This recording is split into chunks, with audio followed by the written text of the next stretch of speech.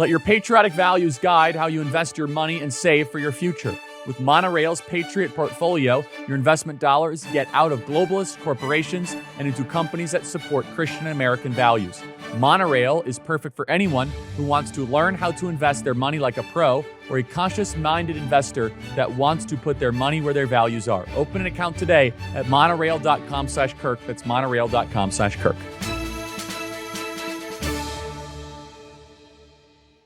Pete Hegseth. Pete Hegseth is a friend of both of ours who's under relentless assault, even though recruitment is up and procurement is in the right direction, and military exercises are up, and war games are up, and the woke stuff is gone.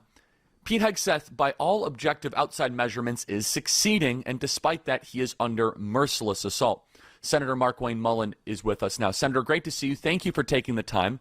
I believe Pete Hegseth is doing a great job. No one liked what happened with the Signal Gate situation. To blame that all on Pete is outrageous and wrong. In fact, that is a sloppy and very shallow and politically motivated analysis. What's going on with our friend Pete Hegseth? What is the latest, and what are your Senate colleagues saying? Senator, thank you. I'll tell you, the Senate Republican GOP is standing solid behind Pete. We understand this attack, another character assassination, trying to get rid of a guy because he's daring to challenge status quo. He's made some big changes inside DOD, and we know they needed to be made. And so since he's ruffling feathers, he's also made some enemies and throughout the media and obviously throughout the Democrat Party. I will tell you, our support hasn't changed. My support hasn't changed. Pete is doing exactly what he needs to do. We had a bloated Department of Defense that went woke. Went woke. They had started leaning in towards a Democrat Party that has lost their direction of understanding what lethality is, what mission ready is, and about the warfighter. They became very risk adverse and tried to play politics. You can't win wars and you can't deter our enemies by playing politics. And Pete is restoring the DOD's mission. And that hasn't changed. We're going to stand strong with him no matter what type of onslaught and slander the media and the left want to throw at him. And I want to dive deeper, though. I mean, how are your Senate colleagues thinking about this? It's no surprise that he had a tough confirmation fight, and I'm glad he survived it. And thank you for being a champion of that. Are there murmurs about this on Capitol Hill? How are the Senate, let's just say, old bulls thinking about Pete Hegseth's job right now, and what should our audience be aware of? Well, I would.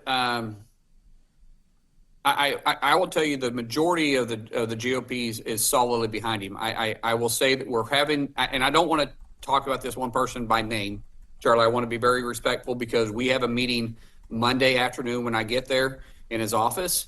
But we have one member on the SASC, which is the Senate Committee on Armed Services, that is trying to ruffle feathers a little bit. He's the same individual we had some problems with Pete's confirmation too. So this doesn't come at any surprise. But we feel like there's a way to get around it. One thing that we're trying to keep from happening is actually allowing the Democrats to have a hearing on this, because the hearing wouldn't be for production. It would be for promotion and a production for them to be able to go out and show their base, their fighting and stir up stuff. If it was actually a meeting of substance, we would maybe be up for it.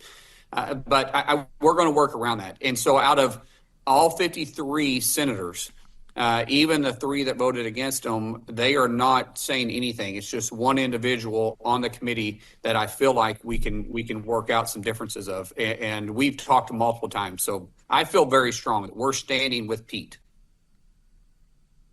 I'm glad to hear that. And look, I completely agree. The last thing we want is some sort of a waste of time hearing where we're not going to learn anything, but Democrats get to go fundraise off of all of it and get to go on cable television. Nothing fruitful will come out of that.